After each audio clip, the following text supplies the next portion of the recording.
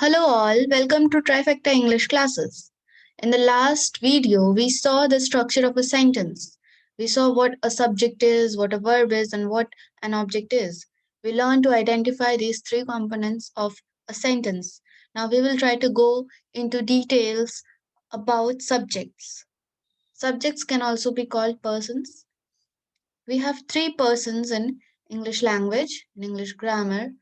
These are first person, second person, and third person. Now, first person is the speaker.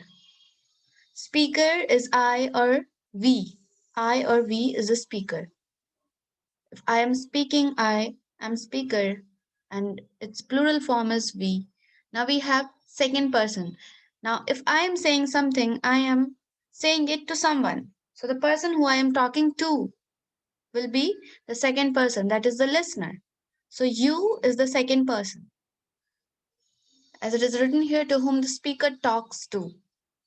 Okay, so I am talking to you, you are second person, I am first person, and now we have third person. Now I am talking to you about someone else. So this person or thing about whom I am talking to you is the third person. For third person, we have he, she, it. For singular and for plural, we have they.